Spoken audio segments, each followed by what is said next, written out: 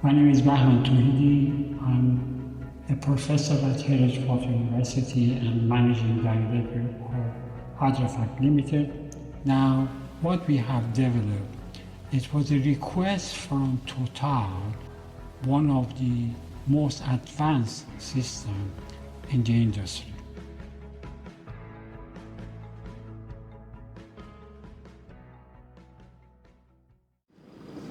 Hello. Good afternoon. My name is Bahman Touhidi. I have two jobs here. I am professor at Hydrate University and managing director of a Hydrate spin-out company. Now, as a professor, you expect professor probably they have two habits.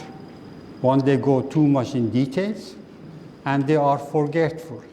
But in my presentation, there will be some technical and theoretical details. I hope that's not too boring, because I think that the current situation in the industry, we want to minimize amount of oil inhibitor and reducing the impact on the environment.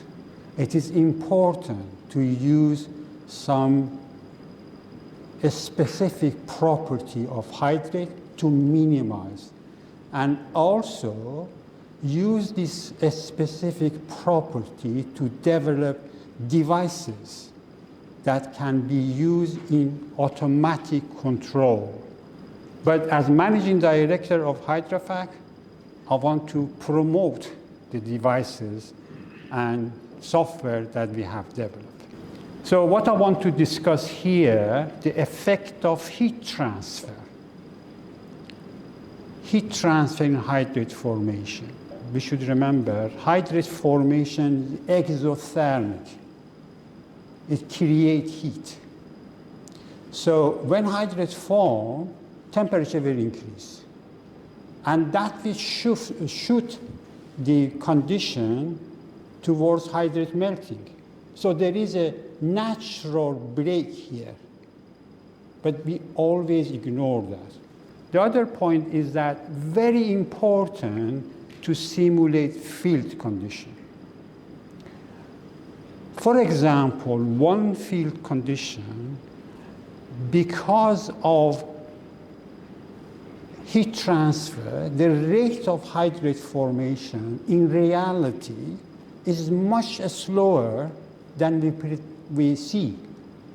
Or we, as scientists, we show them that it is very fast, very sudden to attract you to fund us. But the reality, it may not be that bad, okay? And we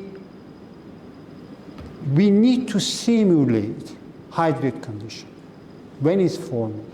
Because if hydrates form slowly, they are transportable. They won't block. We had field that we could run the field with 20% hydrate without blockage. Why we don't investigate these more? Because that can reduce the amount of chemical. And new technology. The other point is that the new technology that we have developed some 10 years ago, and we have not been very successful in promote to the industry. So these are the three main topics I want to discuss. So hydrate is ice-like component,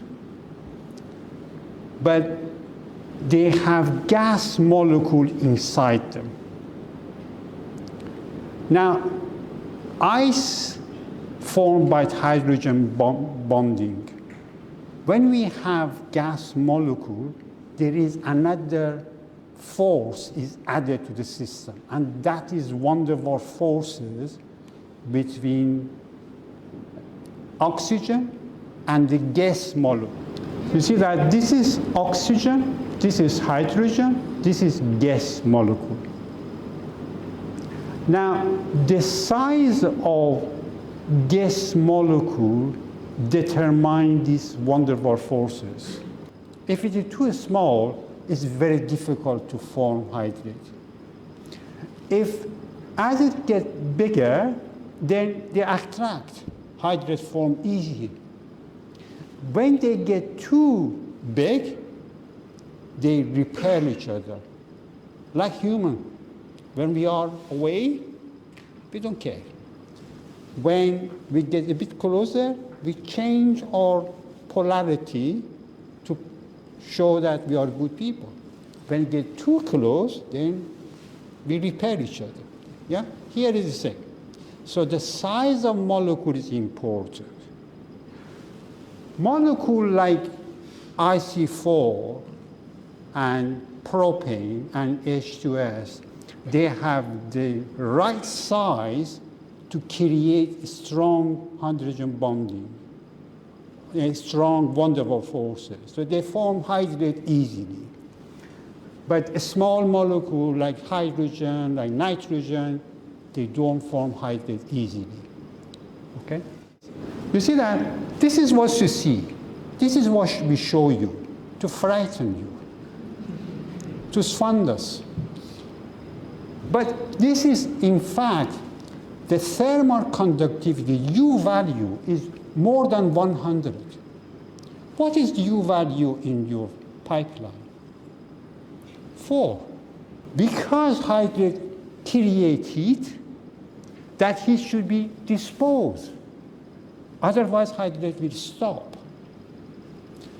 Now, because you don't support our research, we have to tell you the truth to support our equipment that can prevent hydrate formation, okay?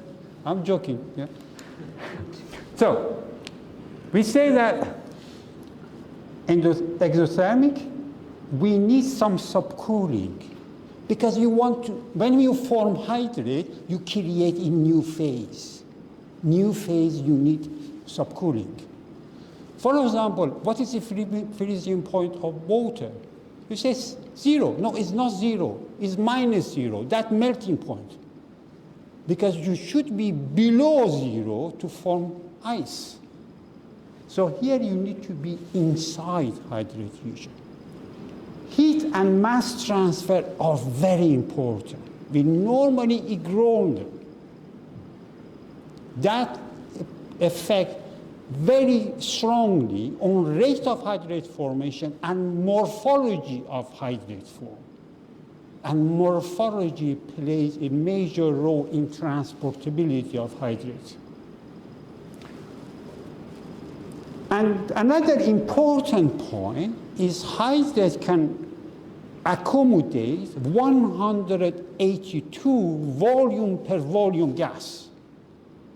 So when hydrate form, the pressure will drop because a lot of gas is removed. But when hydrates melt, a lot of gas is released. Can we use that to detect hydrate formation and dissociation? We need subcooling. You see that this is we are forming hydrate. We need 6-7 degrees, which should go inside hydrate region and form hydrate. But you see that we are cooling, but here temperature is increasing. Why? Because hydrate formation exothermic and create heat. Another point is that different gases, they have different affinity towards hydrate formation. So when hydrates form, the molecule that can form hydrate easily, they will be used up. So the composition will change. So the hydrate phase boundary shifts to the left. So as we are forming hydrate phase boundary shifts to the left. This is important when we are melting hydrate. None of the hydrate will exclude all non-hydrate former. If you form hydrate in an environment that has salt, it will increase the salt concentration. If you are forming hydrate where you have MEG, it will increase the amount of MEG. We can use that. So this is affinity of different pure compound in forming hydrate. You can see that H2S is the strongest one, then IC4, then propane, then ethane, then CO2, then methane, and this is nitrogen. So when the hydrate form, which one we use more? H2S. After that, IC4. After that, C3. So the composition of the gas stored in hydrate is different from the composition of the gas in gas phase. Can we use that? And then hydrate formation increase the amount of salt. And here you can see that shift the hydrate phase boundary to the left. We need to remember this. Hydrate dissociation, on the other hand, is endothermic. We need to have some driving force. Amount of gas released from hydrate melting can be 182 volume per volume, and composition of the gas is different. And hydrate dissociation release fresh water and gas. We need to remember this. So, how to avoid hydrate formation? There are various options. Dehydration, controlling temperature, controlling pressure. We normally don't use pressure reduction because pressure is energy. Injection of thermodynamic inhibitor, kinetic hydrate inhibitor, anti-agromona, cold flow, that we manage the morphology of hydrate and combination of all of these. How to remove hydrate blockage? One option is depressurization to reduce pressure, to melt hydrate. Heating, we need to heat at the end. Otherwise, because 182 volume per volume can burst the pipeline. Injection of inhibitor, how do we inject? Injection of low affinity hydrate former, like nitrogen. If you can't get it, you can inject nitrogen, and combination of the above.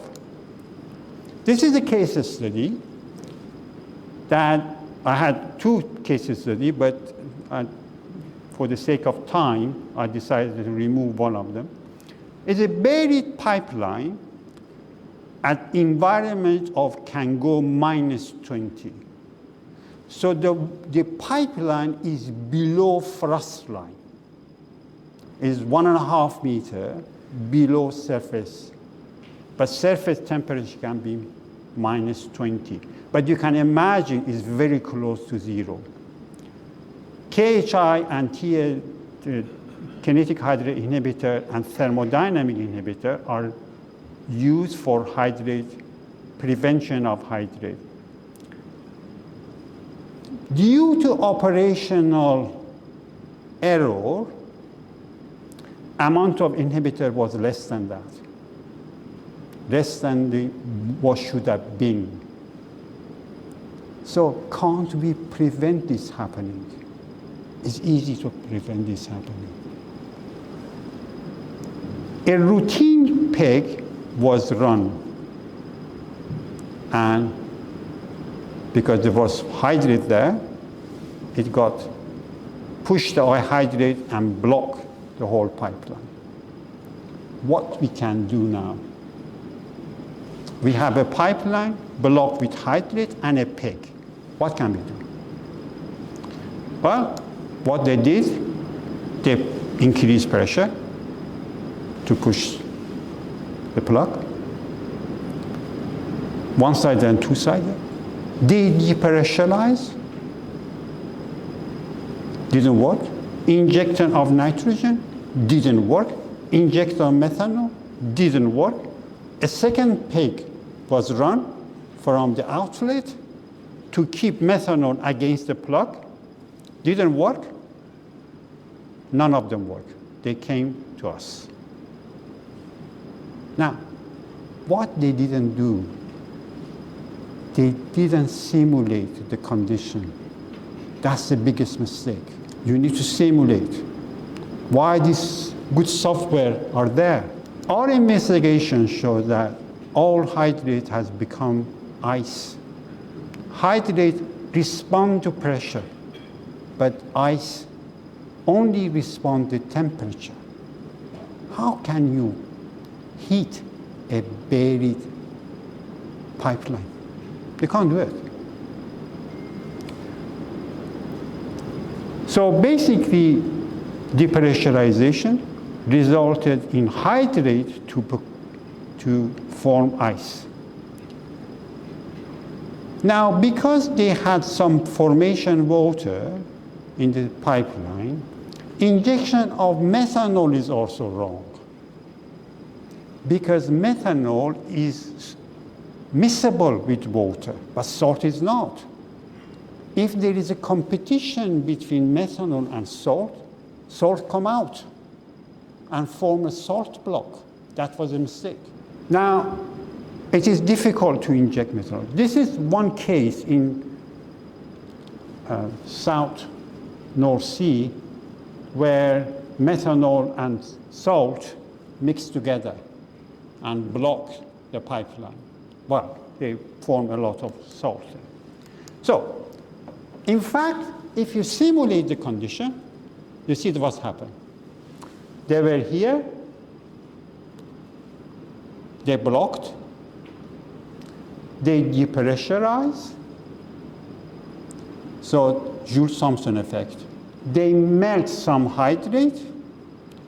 Melting hydrate is create endothermic, so need heat. Where did get heat? From surrounding. So now we have ice and gas. And you might say, okay, can we increase pressure, go to hydrate? Because it's easier? No, because solid phase reaction is much slower than liquid phase reaction. If you want to convert liquid to hydrate, it's easy. But if it is solid, it takes a long time. So it's not reversible. So what to do now? We look at various options. Picking, depressurization, one-sided, two-sided, injection of nitrogen, warming the pipeline, cold tubing, pulsating waves, injection of methanol. Finally, we recommended injection of nitrogen, spraying methanol. Nitrogen, because it has a lot of transportability in gas phase. Methanol, spraying methanol, the concentration of methanol will be low. So if there is ice, it will melt ice. And nitrogen will push the hydrate phase boundary out of the to the left, and they can do both jobs. So this is injection of methanol that shifts the hydrate phase boundary to the left.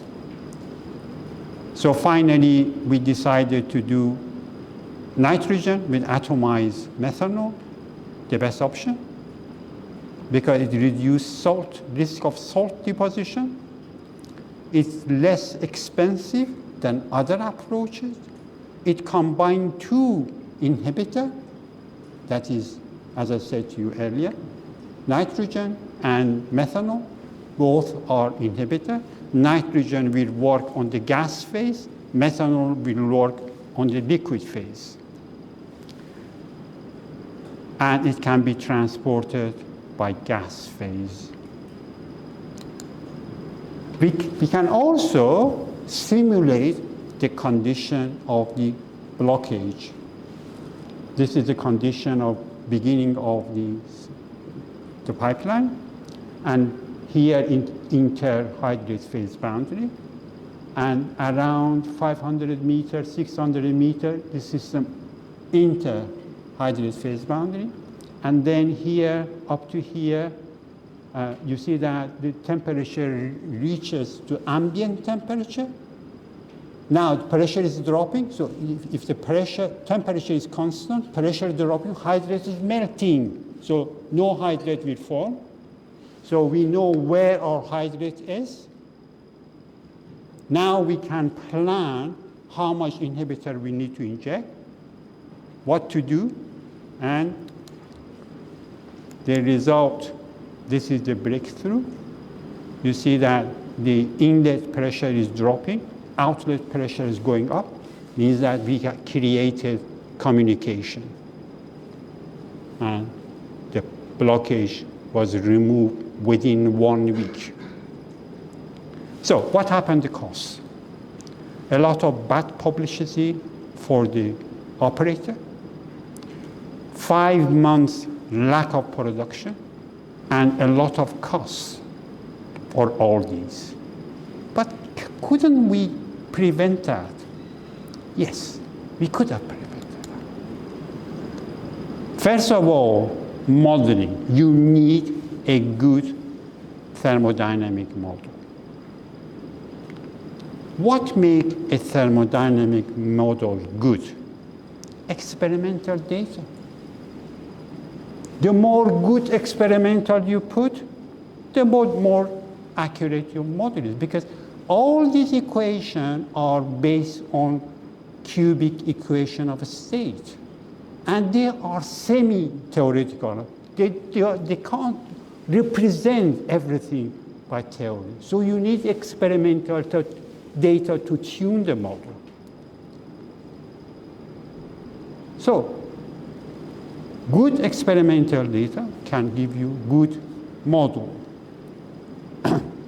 And then the other one, we need to know where is hydrate, how far we are from hydrate. In gas, composition of gas won't change, only with short time. Only composition of liquid will change.